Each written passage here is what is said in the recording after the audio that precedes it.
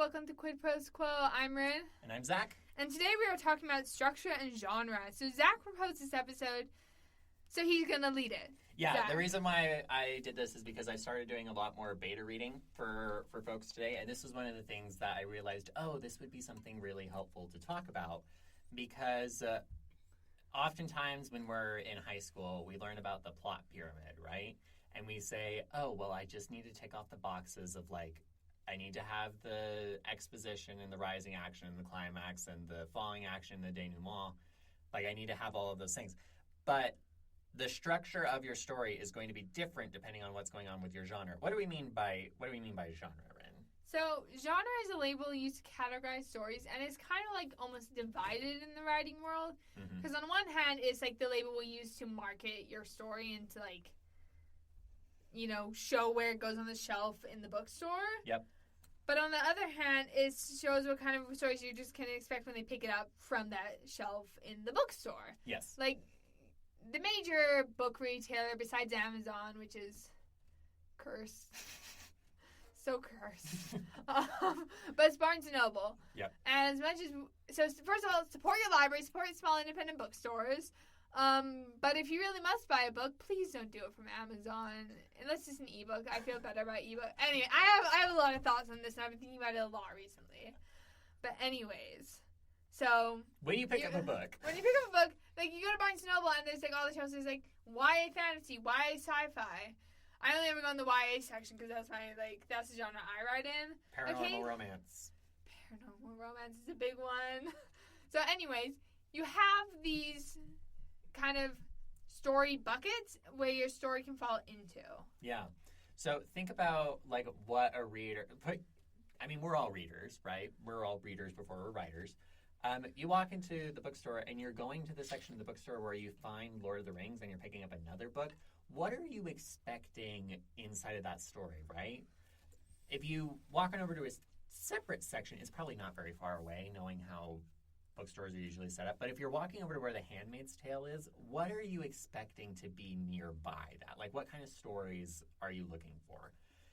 Part of the promises that you make about your story has to do with the genre and therefore the way that the story will be structured.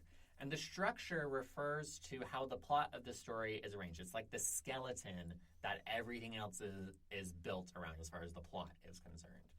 So knowing the structure of your genre is a must, because if you don't, your book won't make it into the hands of the right readers, right? You're going to be writing a sci-fi novel that has the structure of a Hallmark movie, and you're going to, with your Venn diagram, right? You're going to miss out on these two really big circles and just find the sliver in the middle that those two genres overlap. That's a very good analogy. Because when you write a book, you're not writing for everybody. And if you're pro tip, I can't be a pro trad author. Experience tip. Not even experience, it's not from my experience. This is from other pros that I've heard talk. Yeah. But, if you say, my book is for everyone in the box of Query Manager, when you're filling out your query templates for, whatever agent you're querying to, if you say, my book's for everyone instead of, a specific audience, you're out the window. So I, for example, I write for fans of Marissa Meyer and teenage girls who love fairy tales. And that's a very similar overlap, but it's very specific. They know exactly who I'm marketing to. Right. And writing for. Writing and marketing are different things. We could have talked about that in the social media episode, but C'est la vie. It's recorded. It's recorded. It's done. I'm not adding an addendum to it. That's too much work. But how do you learn about all these structures? Some of it is going to be inherent because I think to tell stories is to be human. So we are steeped in story, and I think that's not even a phrase that I came up with. I think that might be Lisa Cron or some other psychologist who looks at the study of story. But she wrote a really good book. Lisa Cron, I know. She wrote 2 good books. Oh, I don't think I read the second one. Story Genius and Story or Die. I don't think I've read Story or Die. I think I read I have Story a copy. or I can let you borrow it. We should do that, and then we could do a book club. Yes. All right. I will say Story Genius is better than Story or Die. Okay. Story or Die is slightly more business-oriented. Mm. So maybe we just do a Story Genius one. Stay tuned. Stay tuned. We'll figure it out. We'll do behind-the-scenes work. But anyways, you figure out this, besides, like, your kind of inherent, like, leanings towards plot and structure, you're going to find out the specifics by reading and watching and generally consuming stories in the genre that you are writing. Yeah, and this goes back to what Rin was talking about in the last episode, where if you're in a rush, it is often more time efficient to watch a movie or watch, like, episodes of a television series than it is to read a book. Because most movies are going to fall somewhere in, like, the hour and a half to 3 hour range.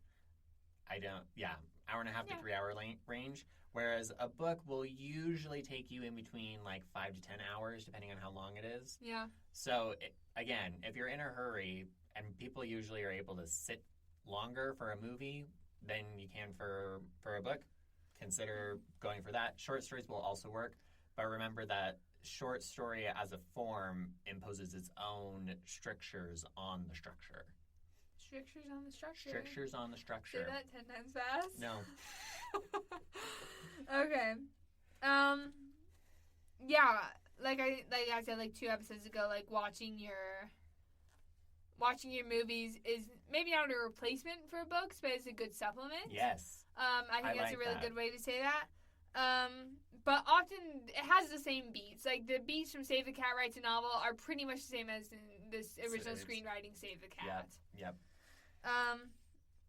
We have this example of like Lord of the Rings, Star Wars, and Harry Potter. They all have very similar structures, tropes, and plot elements because even though they have like different like set dressings, they're all the same genre. And Zach and I will both fight you on this. Star Wars is a space fantasy. It is a space fantasy. It's not a sci-fi. If it is the softest sci-fi out there. The softest of soft sci-fi. Yeah.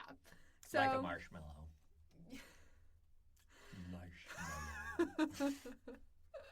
Perfect. But yeah, all three of the, like Lord of the Rings, Star Wars, and Harry Potter are all epic. Like that is they're not technically epics because they're not written in verse, but they're like epic fantasy stories. Yes. Despite the fact that Star Wars has all of the sci-fi set dressing, right? It's about wizards who have swords that get into fights in space. Yes, absolutely. And like, I skipped this bullet point, but like, as you're like reading or watching or listening to the audiobook, I've been doing audiobooks a lot lately because my job lets me stand and listen to my headphones for 8 hours as I do various biology-inspired tests. Like, so I go through like an audiobook a day right now. It's kind of wild. That sounds really fun. It's kind of fun, but I have been standing for 8 hours today and I'm exhausted. Well, now you need a stool. See, but it's so hard to do the testing down because you're like moving. You're moving just enough. Yeah, just enough where Just you need to be enough. standing up. Yeah, so it's fine. But like as you're like doing this, like take notes. If you can't take a note at that very moment, make a mental note to write it down later because we remember things better when we write things down. And then like lump things into families, and this is where we get the example of like Harry Potter, Lord of the Rings, and Star Wars all being in the same family of like epic fantasy stories, even though they have different mediums. Like Star Wars is primary. Like I know there are Star Wars books. But it's primarily film. It's primarily film.